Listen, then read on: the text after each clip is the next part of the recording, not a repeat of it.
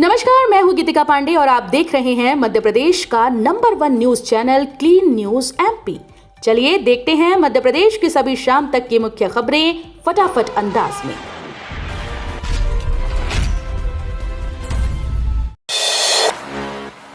MR10 पर बनेगा इंदौर का नया आधुनिक फायर स्टेशन, 3 करोड़ की सौगात। मध्य प्रदेश की आर्थिक राजधानी इंदौर को जल्द ही एक और आधुनिक फायर स्टेशन की सौगात मिलने जा रही है।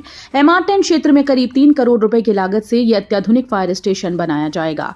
शहर में बढ़ती आबादी, नई कॉलोनीज और ऊंची इमारतों को देखते हुए ये परियोजना बेहद अहम मानी जा रही है। इंदौर नगर निगम और इंदौर विकास प्राधिकरण मिलकर इस काम को अंतिम रूप दे रहे हैं।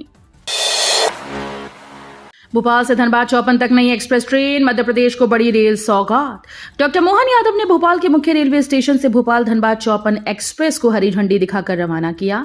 मुख्यमंत्री ने कहा कि मध्य प्रदेश को लगातार नई रेल सुविधाएं मिल रही हैं, जिससे प्रदेश और पड़ोसी राज्यों के यात्रियों को बड़ा लाभ होगा। ये ट्रेन बीना सागर मुड़वारा होते हुए सिंगरौली धनबाद चौपन तक जाएगी। सप्ताह में 3 दिन सिंगरौली, 3 दिन धनबाद और 1 दिन चौपन तक सेवा देगी। 2 मार्च से मध्य प्रदेश में निजी बसेस की अनिश्चितकालीन हड़ताल, होली पर बढ़ सकती है परेशानी। मध्य प्रदेश में नई परिवहन नीति के विरोध में निजी बस ऑपरेटर 2 मार्च से अनिश्चितकालीन हड़ताल पर जाएंगे। होली से ठीक पहले शुरू हो रही इस हड़ताल से प्रदेश भर में यात्रियों को भारी परेशानी का सामना करना पड़ सकता है। बस एसोसिएशन ने परमिट प्रक्रिया और रूट आवंटन को जटिल और महंगा बताकर सरकार के फैसले पर सवाल उठाए हैं। ग्रीनफील्ड रोड के विरोध में उज्जैन में किसानों का अनिश्चितकालीन धरना।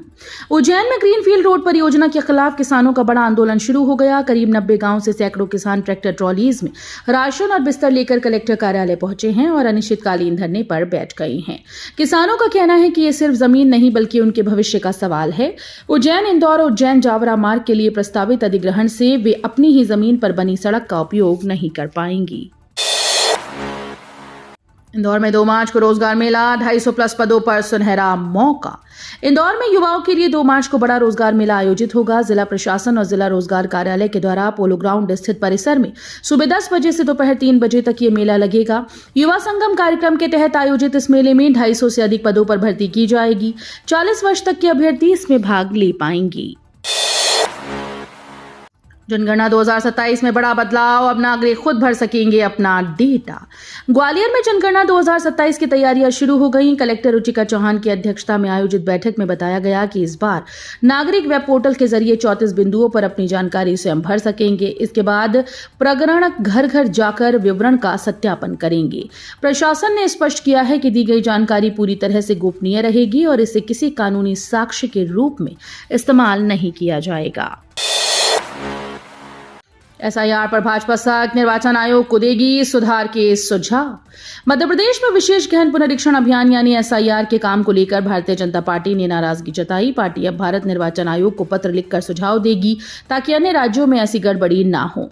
भाजपा का आरोप है कि अभियान जल्दबाजी में BLO के भरोसे छोड़ दिया गया, जिससे कई मतदाताओं के नाम सूची में नहीं जुड़ सके। रेलवे में 11,127 असिस्टेंट लोको पायलट पदों पर भर्ती, नोटिफिकेशन जारी। भारतीय रेलवे में सरकारी नौकरी की तैयारी कर रहे युवाओं के लिए बड़ी खुशखबरी है। वर्ष 2026 के लिए 17 रेल जोन में असिस्टेंट लोको पायलट के 11,127 पदों पर भर्ती को मंजूरी मिल गई। रेलवे भर्ती बोर्ड ने शॉर्ट नोटिफिकेशन जारी कर जोन वाइज रिक्तियों की जानकारी दी। जल्द ही ऑनलाइन आवेदन प्रक्रिया शुरू होगी। सोने में उछाल, चांदी में 15,000 की बड़ी गिरावट।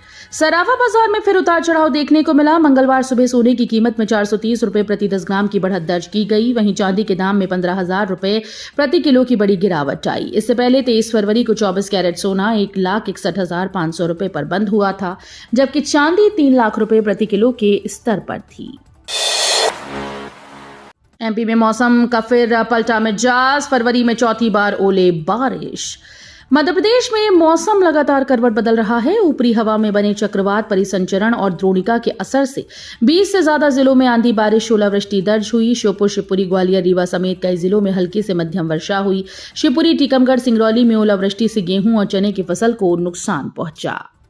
तो ये थी शाम तक की मुख्य खबरें। रोजाना ऐसे ही मध्य प्रदेश से अपडेट रहने के लिए क्लीन न्यूज एमपी को अभी सब्सक्राइब करें और वीडियो को लाइक करना बिल्कुल न भूलें। धन्यवाद।